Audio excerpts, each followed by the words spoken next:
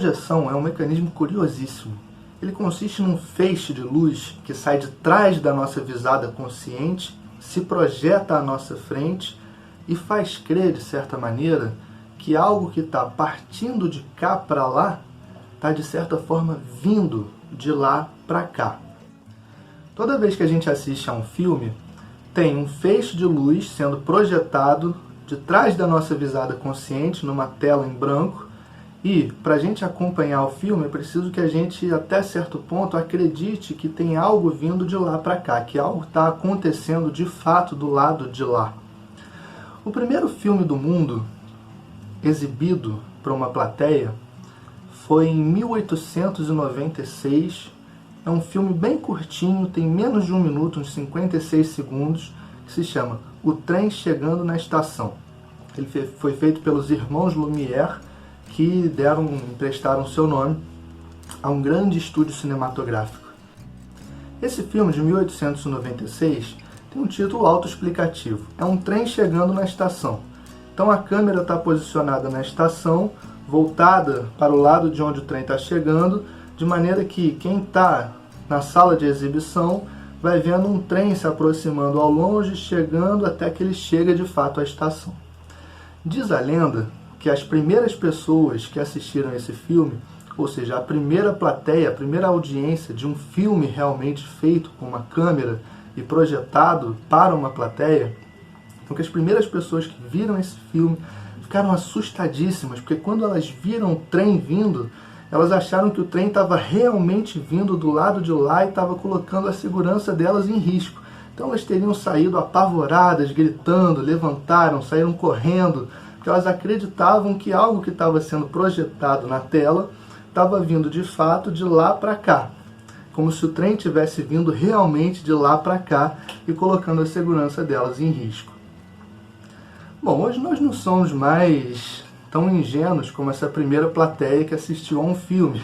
Nós já assistimos a muitos filmes, já fomos muitas vezes ao cinema, mas mesmo assim, até hoje, para a gente acompanhar minimamente o filme, ter alguma condição de se identificar com a história que está acontecendo, entender a história, se identificar com os personagens, é preciso que a gente, até certo ponto, acredite, até num certo nível acredite, que algo que está sendo projetado de trás da nossa visada consciente para uma tela em branco que está na nossa frente, está realmente ocorrendo do lado de lá.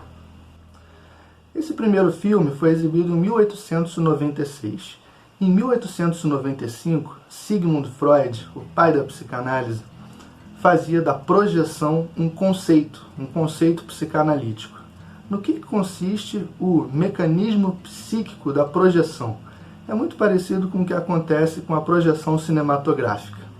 Para a gente entender o conceito de projeção, é preciso entender como Freud pensa o funcionamento do aparelho psíquico.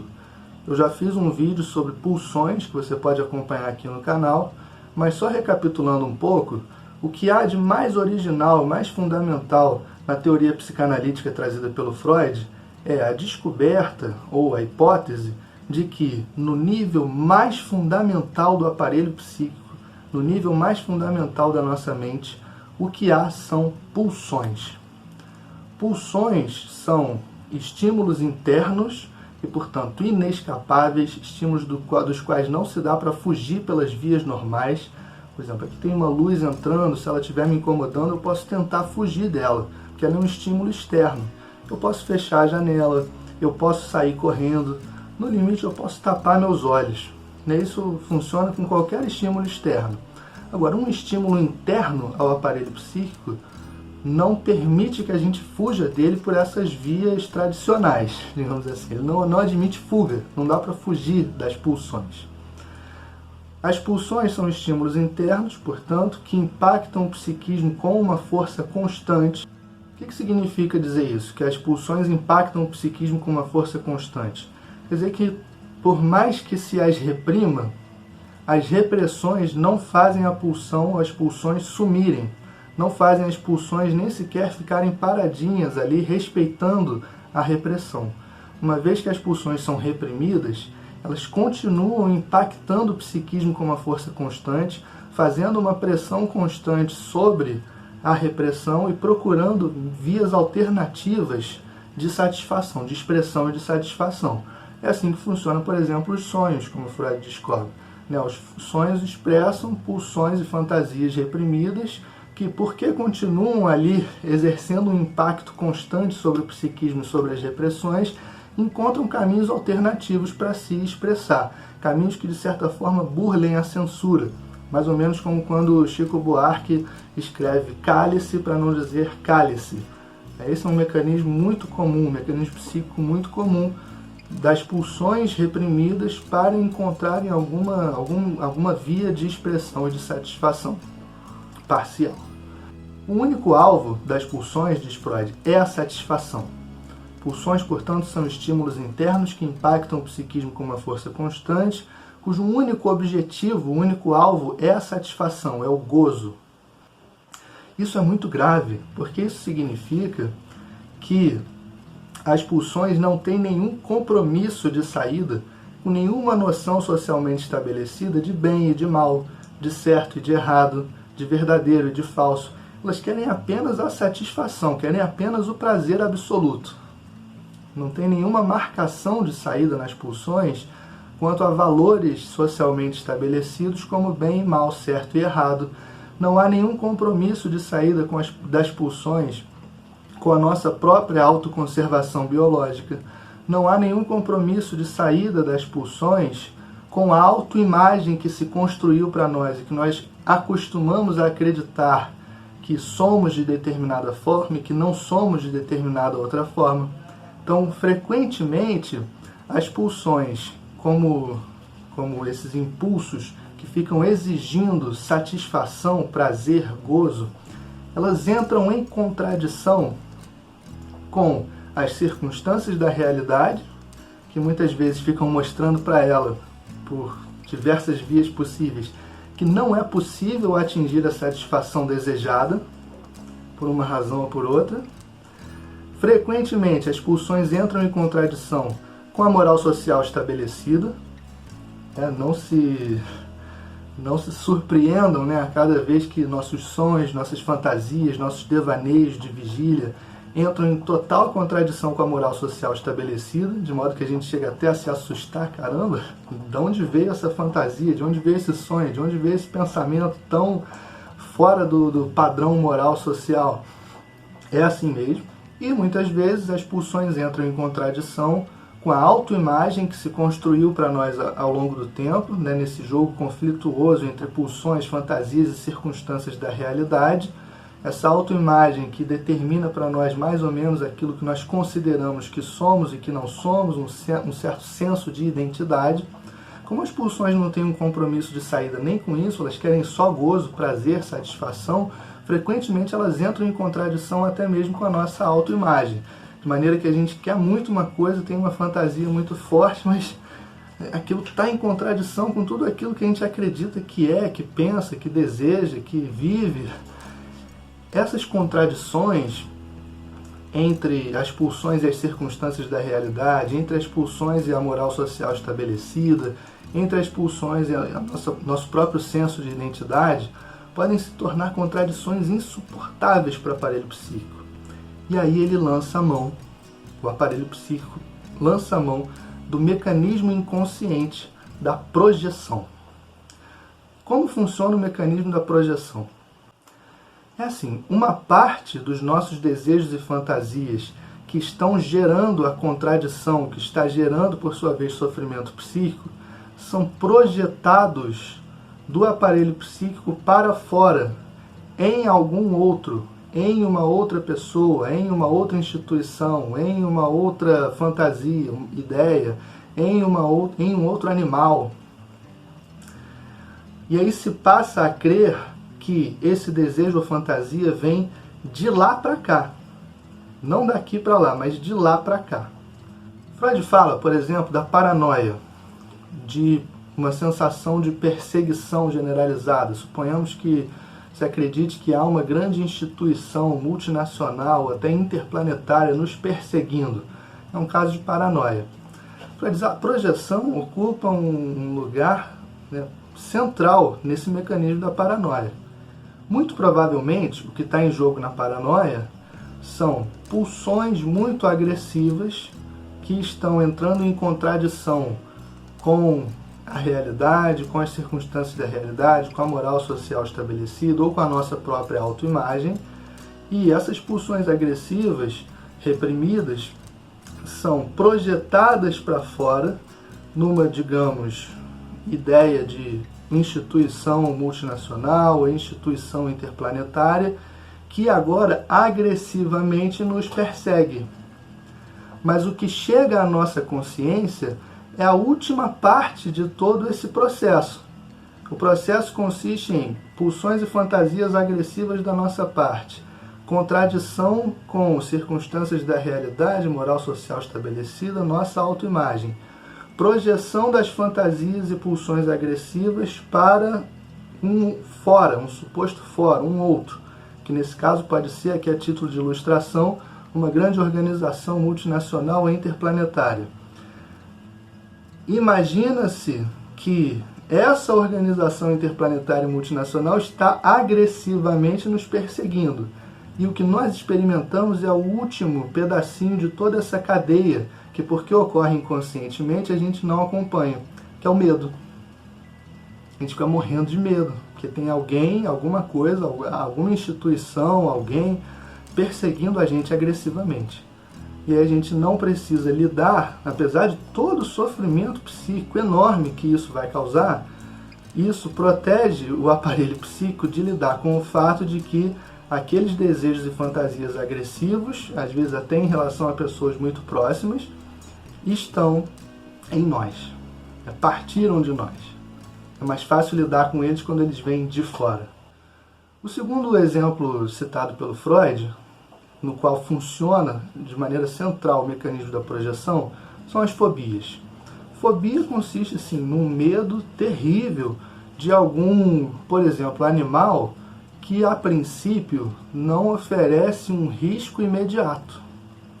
É claro que se você se colocar diante de um tigre selvagem, ele ali ameaçando sua conservação biológica, sua vida, você vai ficar com medo, né? Quase que uma reação instintiva, né? Ter medo numa situação assim. Agora, o medo de um inseto, um medo paralisante, sufocante de um inseto que nem venenoso é, que nem ameaça a sua conservação fisiológica, aí tem alguma coisa, algum mecanismo psíquico funcionando aí. E o Freud diz o seguinte, é muito parecido com a paranoia, né? Assim, trata-se muito provavelmente de fantasias e pulsões agressivas e sexuais, que para o Freud são as pulsões mais básicas do aparelho psíquico, as pulsões de morte, as pulsões sexuais. Então, muito provavelmente tem aí fantasias e pulsões agressivas entrando em conflito com as circunstâncias da realidade, com a moral social estabelecida, com a nossa própria noção de autoimagem, de identidade. Então, para não ter que lidar com o conflito que isso está gerando, o aparelho psíquico projeta inconscientemente essas fantasias e pulsões agressivas num animalzinho. Pode ser, por exemplo, uma barata. Digamos que se projeta numa barata, interpreta-se, né, inconscientemente ainda, que é essa barata que tem desejos e fantasias muito agressivos em relação a nós. E o que se experimenta de fato é o finalzinho de todo esse processo. Quer dizer, o medo. O medo paralisante, sufocante da barata que não está nem aí para mim, está nem aí para nós. Né? Com isso, por mais sofrido que seja esse medo, essa fobia, ele ainda exerce a função de nos proteger, né, de ter que lidar com o fato de que aquelas fantasias e desejos agressivos estão partindo de nós mesmos. E aí interpreta-se que ele está vindo de lá para cá, vindo da barata, esse experimento final do processo, que é o medo. Freud fala ainda do ciúme, o ciúme projetivo. No caso do ciúme projetivo, provavelmente há algumas fantasias sexuais muito intensas, né, perturbando a nossa mente. Assim, digamos que a gente está num relacionamento com uma pessoa. E há fantasias sexuais insistentes perturbando nossa mente em relação a outras pessoas. Isso gera uma contradição ou com a moral social estabelecida, ou com a autoimagem que a gente construiu para nós mesmos, de maneira que essa tensão das pulsões e fantasias sexuais são projetadas no nosso companheiro, que está num relacionamento conosco, e a gente passa a persegui-lo, julgando que ele tem muitas pulsões e fantasias sexuais dirigidas para muitas outras pessoas. Às vezes até acreditando que ele nos trai, que ele está em contato íntimo com muitas outras pessoas. E aí a gente persegue ele, né, com aquela coisa ciumenta. O que é isso? Né? Para não ter de lidar com o fato de que essas pulsões e fantasias sexuais em relação a muitas outras pessoas estão em nós mesmos, o aparelho psíquico projeta elas no nosso companheiro, e aí o que se experimenta é aquela sensação de estar sendo vítima de traição e se persegue o outro com uma certa agressividade através do ciúme. Freud diz projeção, há um mecanismo aí de projeção. Outro caso, por exemplo, é o da transferência, que é muito comum assim, em relação a figuras de autoridade, professor, um mestre, um psicanalista, uma autoridade de qualquer tipo nas nossas vidas, uma liderança política, uma liderança religiosa.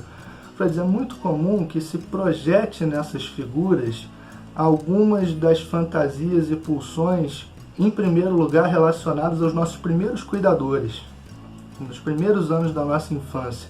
Algumas das pulsões e fantasias que lá presentes provocam algum tipo de contradição em relação ao próprio aparelho psíquico, porque o Freud sempre insiste no seguinte: a nossa relação com os nossos primeiros cuidadores é ambivalente, extremamente ambivalente. Ela é tanto, por um lado, de pulsões amorosas, né, quanto, por outro lado, de pulsões agressivas. O que faz todo sentido diante de uma espécie cuja condição original é o desamparo. Aquelas primeiras figuras que cuidam de nós, que nenhum de nós estaria aqui se algumas pessoas, não estou dizendo que é pai ou mãe, alguém, o fato é que para uma espécie desamparada como nós, alguém despendeu penosas quantidades de energia e tempo para que a gente estivesse aqui hoje. E em relação a essas figuras, que primeiro suprem nossas carências, necessidades e desejos, formam-se, obviamente, projetam-se nelas, obviamente, as primeiras experiências de amor, de carinho, de admiração, mas como também, em geral, são essas mesmas figuras que nos impõem limites, que nos barram o acesso a certos gozos, que se afastam muitas vezes de nós porque têm suas vidas para lidar, e o aparelho interpreta esses afastamentos como abandono, muitas vezes, gerando raiva. É muito comum que também se tenha uma grande quantidade de raiva em relação de pulsões agressivas e fantasias agressivas em relação a essas primeiras figuras que cuidaram de nós.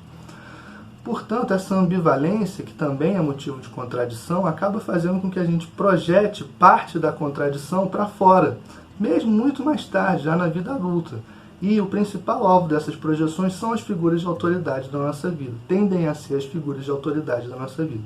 Seja professores, mestres, líderes políticos, líderes espirituais, o próprio psicanalista. Isso que o Freud chama de transferência. Está em jogo aí o mecanismo da projeção. E por fim, no próprio mecanismo da identificação. Como é que se constrói aquela nossa autoimagem? O que faz com que a gente se identifique com um ídolo artístico, com um artista, com um ator, com um cantor, com um determinado professor e não outro determinado professor que passou pela nossa vida, com um determinado grupo que se torna de pessoas amigas e com outro determinado grupo que se torna de pessoas não tão queridas? Há aí, nesse processo de identificação, algo de projeção. Projeta-se no outro algumas das nossas fantasias de poder, como se ele fosse a encarnação da realização desse poder, do gozo desse poder, que nós muitas vezes sentimos porque as circunstâncias da realidade insistem em nos dizer que o poder que nós desejamos, o gozo absoluto que nós desejamos não é possível. A gente é obrigado todo o tempo a lidar com a nossa própria impotência diante da nossa demanda, do nosso desejo de gozo absoluto, de prazer absoluto, de poder absoluto. Então, para não ter que lidar muitas vezes, né, com essa impotência, projeta-se em muitos outros, a encarnação da realização dessas mesmas fantasias de poder, de prazer, de gozo, gerando com eles uma espécie de identificação. Esse mecanismo é curiosíssimo e ele tem algumas implicações graves, assim, porque se funciona frequentemente no aparelho psíquico um determinado mecanismo que faz crer que algo que está partindo de lá para cá, de cá para lá, está vindo realmente de lá para cá, isso bagunça qualquer noção que a gente possa ter construído do que é realidade e o que é fantasia. Porque muitas das coisas que a gente considera que estão realmente ocorrendo do lado de lá, vindo de lá para cá, são projeções de fantasias que estão indo daqui para lá. O aprender a fazer essa conta do que vai daqui para lá e o que vem de lá para cá é a tarefa de uma vida. Que é muito comum que a gente imagine que alguns dos nossos desejos, fantasias e valores mais íntimos são muito nossos, e quando a gente vai fazer o cálculo ali direitinho, a gente descobre que eles estão vindo dos outros, os outros que estão impondo aquilo para a gente de alguma maneira. Assim como é muito comum que a gente vive imerso em fantasia, julgando que os outros estão agindo em relação a gente de alguma maneira, seja agressiva, seja amorosa, seja como for. E, na verdade, aquilo é uma fantasia nossa, projetada do lado de lá, e o outro, às vezes, não tem nada a ver com aquilo. E isso tem consequências curiosas, assim, dos nossos relacionamentos. Que é muito comum, né, que se projete no outro algumas das nossas fantasias mais íntimas, se espere que o outro corresponda àquelas fantasias, e que a gente se chateie com o outro quando ele não corresponde a essas fantasias que nós projetamos nele. E muitas vezes ele compra a nossa projeção e fica tentando corresponder às nossas fantasias e se sente mal, se sente culpado por não corresponder às nossas projeções sobre ele. Ele, por sua vez, tem mais ou menos uma gama também de projeções sobre nós, às quais nós tentamos corresponder, e se não correspondemos nos sentimos culpados. Então fica um jogo de projeções cruzadas que tornam os relacionamentos complicadíssimos. Mas aprender a fazer essa conta do que vai daqui para lá, o que vem de lá para cá, essa é a tarefa de uma vida, assim, o exercício de uma vida. Não é simples, não é fácil e talvez nunca chegue ao fim essa conta.